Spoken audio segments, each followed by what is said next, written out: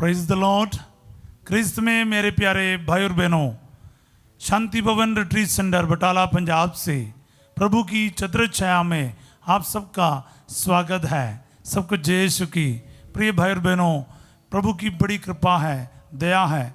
हम इस प्रभात में प्रभु के उपस्थिति में, इसकी चतुर छाया में एकत्रित हो रहा है। मैं आप सबका स्वागत करता हूँ। दुनिया के कोने कोने से, भारत देश के अलग अलग प्रांतों से हमारे साथ जुड़ने वाले प्रत्येक भाई बहनों को आपके दुख तकलीफ़ों के साथ, परेशानियों के साथ प्रभु के चरणों में रखता हूँ और प्रार्थना करता हूँ कि प्रभु आज के दिन आपके जीवन में महिमा का कार्य करे, सामर्थ्य का काम करे, छिन्न तथा चमत्कार प्रकट करे, अपने ब्लेसिंग से, आशीषों से आपको भरपूर करे।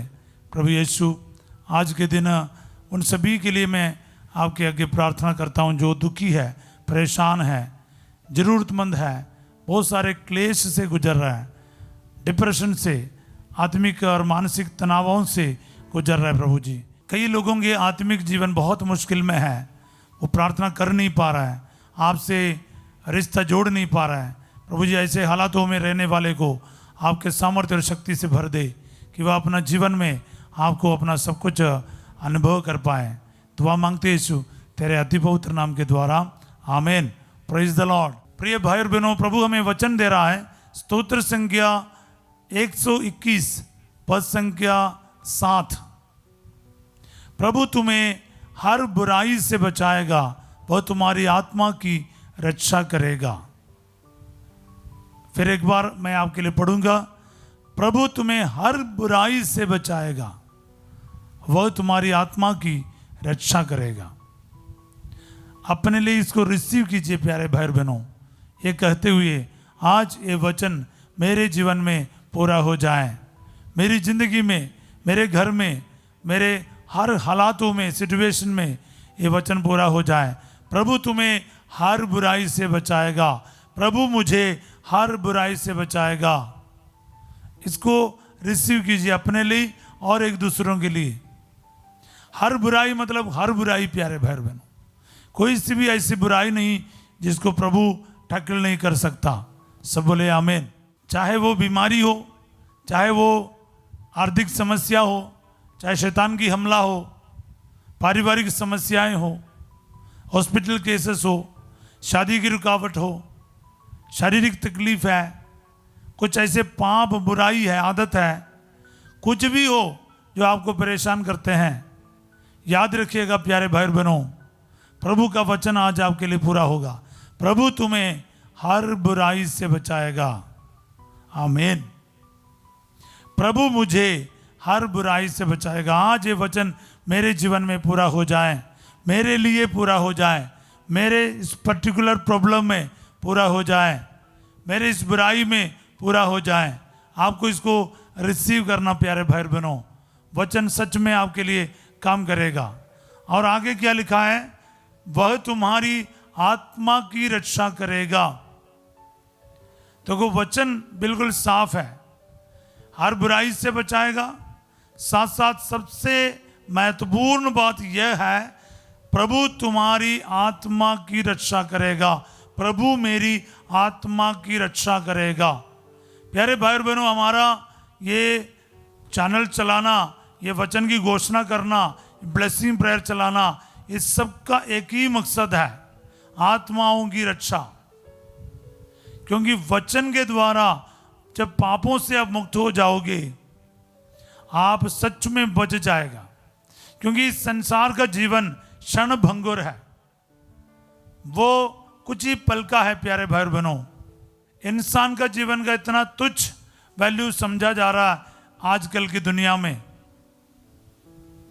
एक गोली, एक बम, कोई बीमारी, महामारी, बस यूं ही चला जाएगा।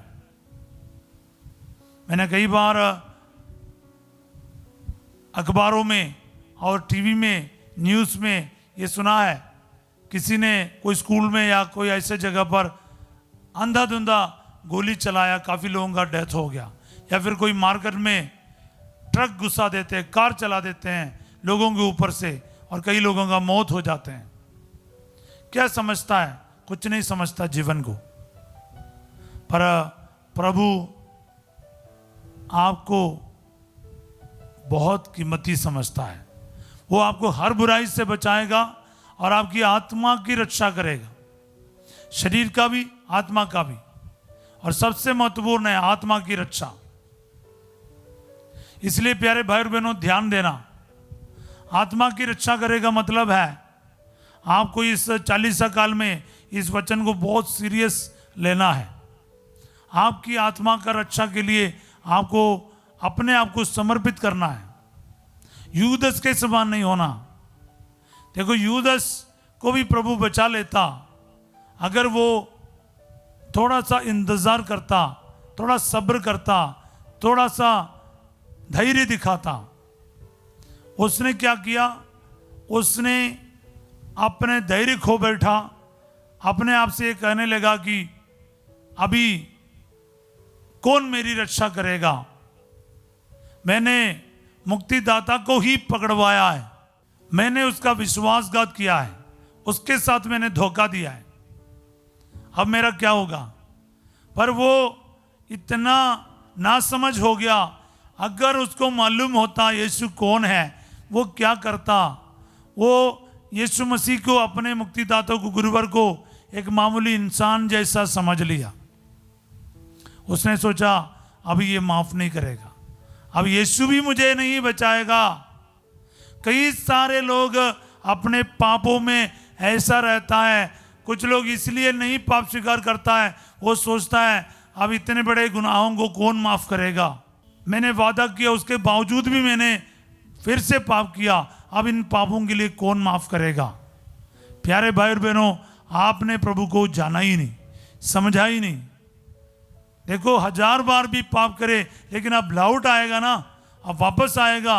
आपका खुदा आपके पापों को क्षमा करने के लिए हर पल तैयार रहता है, क्योंकि आप बहुत कीमती है।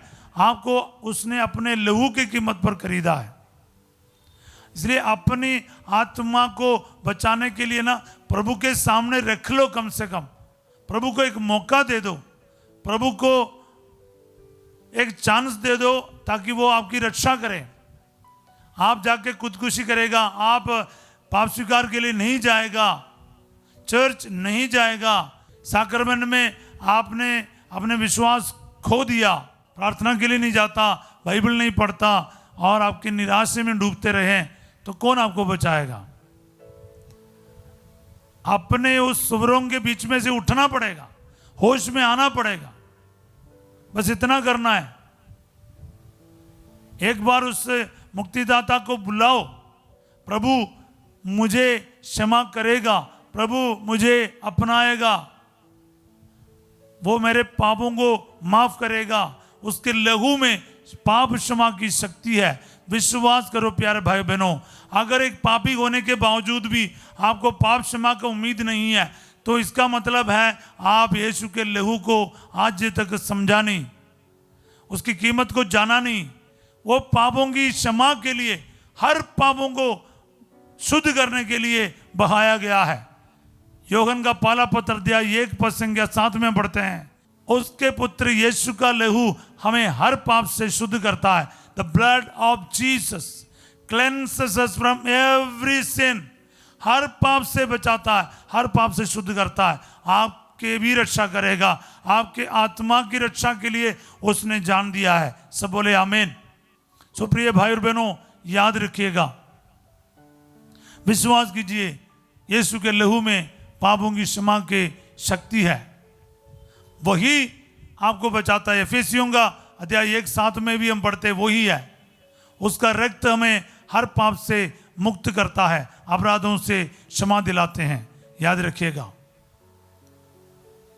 Without the shedding of the blood there is no forgiveness of sins. रक्त बहाए बिना किसी के भी पाप की माफी नहीं। इब्रानियों का 9:22।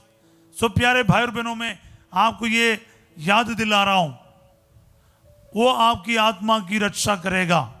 बोलो सभी, दोहराते जाओ, लिखते जाओ, प्रभु मेरी आत्मा की रक्षा करेगा। इसलिए आप विश्वास के साथ जाना है, पाप स्वीकार में जाना है, जल्दी से जल्दी हो सके कल का दिन आप जाएंगे और पाप स्वीकार करेंगे। ये मत सोचकर नहीं बैठना कौन क्या करेगा, अभी क्या फायदा है, मैं तो खत्म हो गया, मैं शराबी हो गया, मेरा नाम बदनाम हो गया, मेरी जिंदगी बर्बाद हो गया। बिल्कुल नहीं, ये शैतान की तरफ से सोच है। यीशु आपके इंतजार में है। सो प्यारे भाई बहनों, आज ये वचन आपके लिए पूरा हो जाए, मेरे लिए पूरा हो जाए, मेरे जीवन और आपके जीवन आज प्रभु की दया से बच जाए। इस वचन का सामर्थ्य आपके जीवन में 100% काम करे। आप जिन जिन के लिए प्रार्थना करना चाहते हैं ना, जो सालों से चर्च नहीं गया, पाप स्वीकार नहीं किया, सभी लोग उनसे लड़ते फिरते रहते हैं, उनके लिए वचन इस्तेमाल करो, बोलते ही रहो। ईस्टर से पहले वो भी जाके पाप स्वीकार करेगा, उनको धक्का लगाने की जरूरत नहीं, बस ये वचन उसके लिए इस्तेमाल करो। प्रभु तुम्हें हर बुराई से बचाएगा, वह तुम्हारी आत्मा की रक्षा करेगा। अपने लिए, एक दूसरों के लिए ये वचन बोलना शुरू करो। आपके जीवन में आप प्रभु की रक्षा और आत्मा की सुरक्षा महसूस करेगा। हर पाप से, शैतान की बातों से प्रभु जरूर इस वचन के सामर्थ्य से आपको बचाएगा, आपकी रक्षा करेगा। सब बोले आमीन। मैं इस वक्त प्रार्थना करना चाहता हूँ, प्यारे यीशु नासरी, जितने भी लोग आज हॉस्पिटल में हैं, वेंटिलेटर में हैं, आईसीयू में हैं, पोस्ट ऑपरेशन वार्ड में हैं, बहुत सारे कॉम्प्लिकेशन से गुजर रहा है, जो कैंसर के मरीज है, हार्ट के मरीज है, किडनी के पेशेंट्स हैं, फेफड़े का मरीज है, प्रभु समर्पित करता हूँ। रीढ़ की हड्डी में जिनका तकलीफ है, सर्वाइकल बोन में, टेल बोन में तकलीफ है, घुटने का दर्द है, प्रभु जी एलर्जीज है, प्रभु जी कई प्रकार का अल्सर का प्रॉब्लम है, पेट में जलन है, हेरनिया का, अपेंडिसाइटिस का प्रॉब्लम है, वेरिकोस वेन का प्रॉब्लम है, पीलिया का मरीज है, टाइफाइड बुखार के शिकार है, कोविड बीमारी से पीड़ित है, ब्रेन ट्यूमर है, आपका लकवा हो बैठा है, माइग्रेन हेडेक है, आंखों में तकलीफ है, कान में तकलीफ है, दांत में, जुबान में तकलीफ है, पूरे बदन में एलर्जीज है, नर्व सिस्टम खराब है, जैसे भी आपकी परीक्षाएं हैं, संकट है, समर्पित करके प्रार्थना करें। जितने भी बच्चे एग्जाम दे रहे हैं उनको समर्पित करें। जितने भी लोग पाप स्वीकार के लिए जाना नहीं चाहता है, जितने भी लोग निराशा में डूबा हुआ है, डिप्रेशन में डूबा हुआ है, ऑटिज्म के बीमार है, सबको समर्पित करें। यीशु नासरी, तेरा ये पवित्र वचन की योग्यता से इन सबको आशीष दे, चंगाई दे। आपका ये जीवित वचन इन सबके जीवन में आज 100 गुना फल उत्पन्न करे। आमीन। प्रभु आप लोगों के साथ हो। सर्वशक्तिमान ईश्वर पिता, पुत्र और पवित्र आत्मा आप सबको अपना आशीर्वाद प्रदान करे। आमीन।